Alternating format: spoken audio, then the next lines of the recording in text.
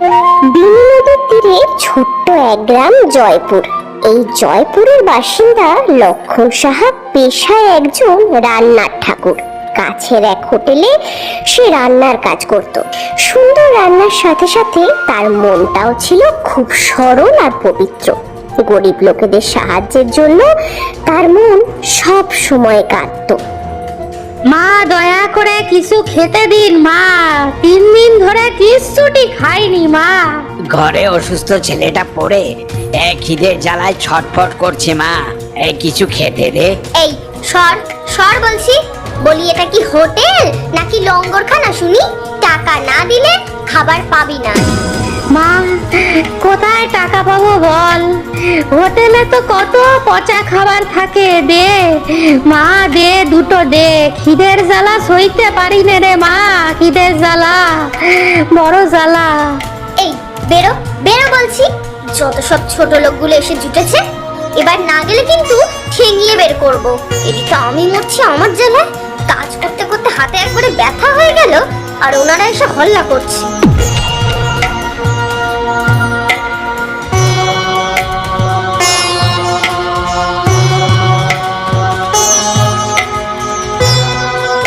কি হলো গো মালতী, কার উপরে তো রাগ করছো? হ্যাঁ, আর কার ওপর?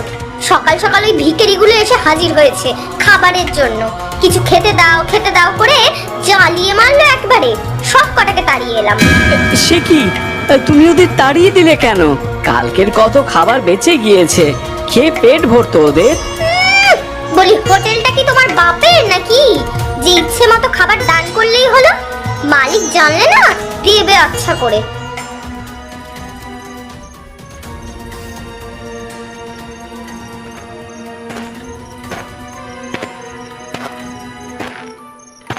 এই নাও, ভাত ডাল তরকারি সব রয়েছে, এতে পেট ভরে খাও।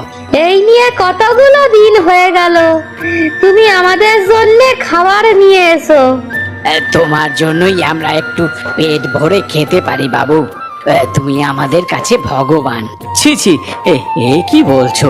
আমি এক সামান্য মানুষ, মাথার উপরে ভগবান আছেন, উনি জগিয়েছেন তাই আনতে পারছি। ভগবান তোমার মঙ্গল করুক বাবু, মঙ্গল করুক। ও, হোটেলের খাবার দিয়ে এখানে বেটা দাতাকর্ণ হয়ে বেড়াচ্ছে। দাঁড়াও দাঁড়াও, দেখাচ্ছি মজা।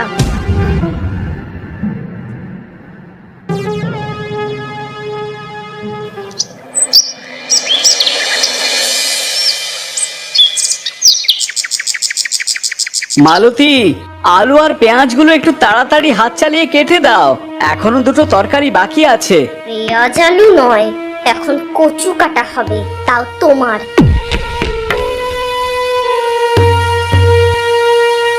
কি ব্যাপার লক্ষণ, দুপুরের খাওয়ার লোক তো চলে গেছে সকলে, কেবল রাতের জন্য এত রান্না করছিস কেন?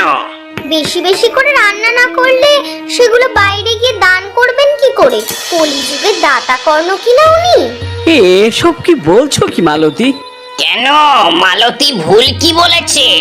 প্রতিদিন হোটেলের খাবার নিয়ে তুই বস্তির ভিখারিদেরকে খাওয়াস না? কথা, সেই সব খাবার তো এমনি নষ্ট হয়, রাস্তার ধারে ওরা তো খেতে পায় না, তাই খাবারগুলো ওদেরকে দিয়ে আসি। হ্যাঁ, নষ্ট হবে কেন? সেগুলো পরের দিন খাবারে মিশিয়ে দেওয়া হবে। আমি তো এখানে দান ছত্র খুলে বসে নেই যে এত দামি দামি খাবার ভিখিরিকে খেতে দেব। কিন্তু ওইগুলো পরদিন খাবারে দিলে তো মানুষের পেট খারাপ হতে পারে। তো হোক না, তার জন্য বেশি বেশি করে রান্না করে ওই ছোট লোকগুলোকে গেলানোর তো দরকার নেই। এতই যদি দরদ, নিজের টাকা দিয়ে পিরিত করো না বাপু। একদম হক কথা বলেছে মালতী, এইসব বেহিসেবি কাজ এখানে হবে না লক্ষণ। তোকে আমাদের ভরসা নেই, তুই আবার গিয়ে ওই ভিখিরিগুলোকে খেতে দিয়ে আসবি। কর্তা, এই হোটেল আমার রুজি রুটি, আমায় তাড়িয়ে দেবেন না দয়া করে। না লক্ষণ না, একবার তুই আমার বিশ্বাস নষ্ট করেছিস, তোকে আমি এই বিশ্বাস করতে পারবো না। তুই যা, গিয়ে জনসেবা কর। বেশ হয়েছে, দরদে খেয়ে যাচ্ছিল না, এবার বুঝবে কত ধানে কত চাল। লক্ষণ এবার হবে বেসামাল। লক্ষণ হোটেল থেকে বেরিয়ে বিষণ্ণ মুখে হাঁটতে থাকলো রাস্তায়। তার মনে তখন এক রাশ চিন্তা। হাঁটতে হাঁটতে লক্ষণ যখন বস্তির কাছাকাছি এলো, তখন সেখানের বাসিন্দাদের একজন এগিয়ে এসে বলল,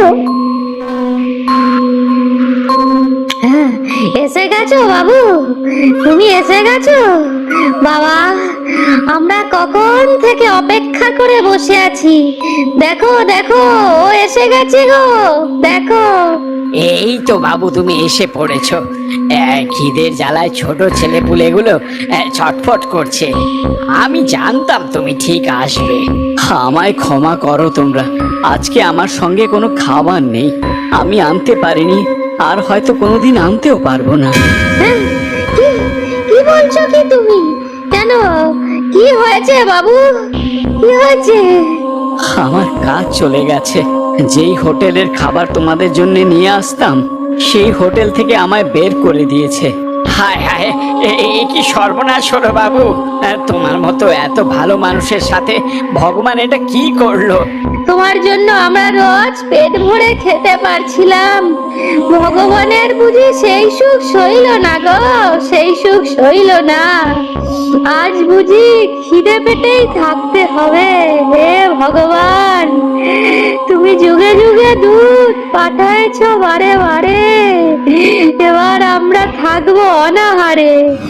3 দিন ধরে দানা পানি কিছুই পেটে পড়েনি। একটু খেতে দে বাছা, একটু খেতে দে। আমায় ক্ষমা করে দাও বাবা, আমার কাছে তোমায় দেওয়ার মতো যে কিছুই নেই। কেন? সকলে বলে তুই নাকি ভগবান, তুই গরিব লোকেদের পেট ভরে খেতে দিস, তবে আমাদের খেতে দিচ্ছিস না কেন? ওরকম বলো না বাবা, আমি এক সাধারণ মানুষ।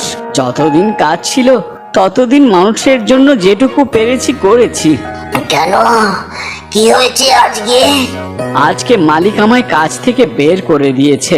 আমি হোটেলের বেঁচে যাওয়া খাবার গরিব লোকেদের বিলিয়ে দিই, তাই।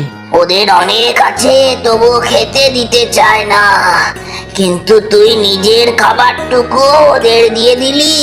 তোর মন অনেক বড় রে, অনেক বড়। মন বড় হলেই হয় না বাবা, ক্ষমতাও থাকতে হয়। গরিব লোকগুলো আমার মুখ চেয়ে বসে থাকতো, কিন্তু আজ থেকে ওদের জন্য আমি আর কিছুই করতে পারবো না। কেন পারবি না? সৎ ইচ্ছে থাকলে ঈশ্বর সেখানে উপায় বের করে দেন। তুই নিজেই একটা হোটেল খোল, বুঝলি? বুঝলি বাবা, যেখানে অন্তত কম দামে গরিবদের খাবার খাওয়ানো হবে। কিন্তু তার জন্য তো মূলধন থাকতে হবে বাবা। আমি খেটে খাওয়া মানুষ, কোথায় পাবো এত টাকা? এই নে, এই পাত্র, এই পাত্রে রান্না করলে তোর কোনোদিন কোনো কিছুর অভাব হবে না বাবা।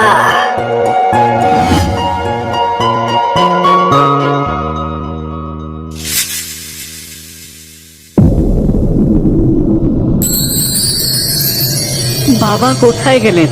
এ কি, এখনই তো এখানেই ছিলেন। এ তো অবাক কাণ্ড।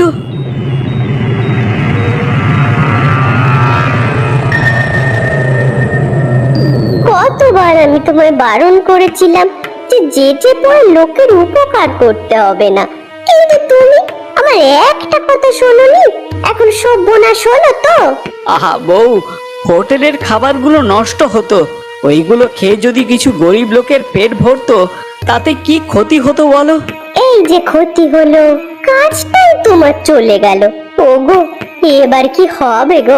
ছেলে পুলে নিয়ে কি উপস্থিত হবে নাকি এবার? হায় হায় হায়। বউ, আমি ভাবছি নিজের একটা হোটেল খুলবো, যেখানে সকলে খুব অল্প দামে পেট ভরে খেতে পারবে। হ্যাঁ, এবার ওইটাই বাকি রয়েছে। বলি, হোটেল খোলার টাকা কোথা থেকে পাবে শুনি? আরে আজকে কি হয়েছে জানো?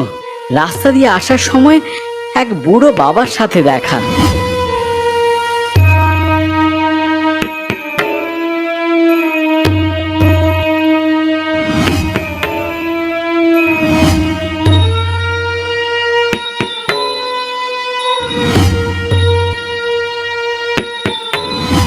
হয়তো তো এর পেছনে ঈশ্বরের কোন ইশারা রয়েছে। ঠিক আছে, তোমার যদি এটাই ঠিক মনে হয় তবে তাই হোক, আমি তোমার সব রকম সাহায্য করব।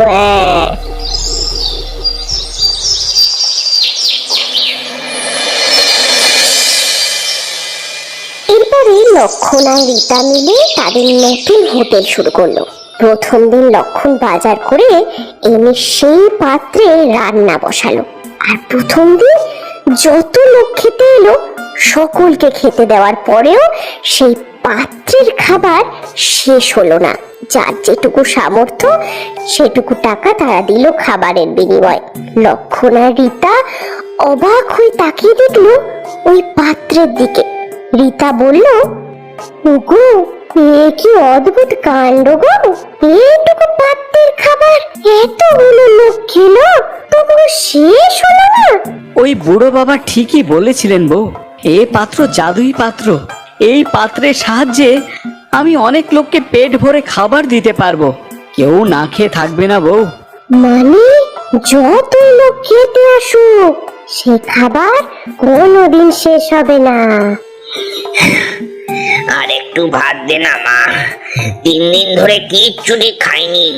হ্যাঁ হ্যাঁ, এক্ষুনি দিচ্ছি, সাথে ডাল আর তরকারিও রয়েছে।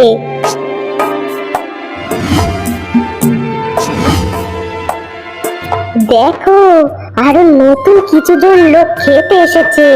তুমি পরিবেশন করো বউ, আমি বরং পাত্র থেকে আরো খাবার নিয়ে আসি। এরপরে কেটে গেল বেশ কিছু মাস। লক্ষণের হোটেলের সুনাম এখন চারদিকে ছড়িয়ে পড়েছে। গরিব মানুষের পাশাপাশি অন্য খদ্দেররাও লক্ষণের হোটেলের খাবার খেয়ে ভীষণ খুশি। অন্যদিকে লক্ষণের পুরনো হোটেলের হাল এখন খুব শোচনীয়। খদ্দের একদমই আসে না সেখানে। একদিন হোটেলের মালিক মালতীকে বলল, কি হলো বলতো মালতী? কমতে কমতে আজ 1 সপ্তাহ ধরে হাতে গোনা লোক খেতে আসে এখানে।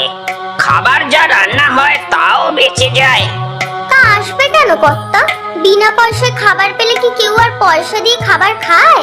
এই সব হয়েছে ওই লক্ষণের জন্য। সে নতুন হোটেল খুলেছে খবর পেয়েছি, কিন্তু সে কি এমন রান্না করে যে সকলে ওর হোটেলে যাচ্ছে? কি জানি কি জাদু মন্তর করেছে ওই ব্যাটা। কি ভিড়, কি ভিড়! উফ! একবার দেখতে হবে তো।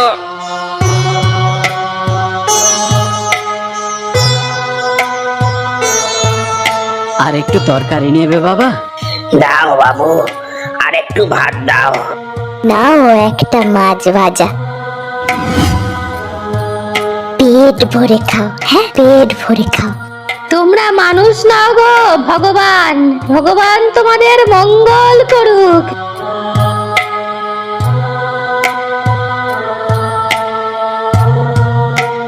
লক্ষণ, আজকে আমি নিজের চোখেই নিজে ছোট হয়ে গেছি রে।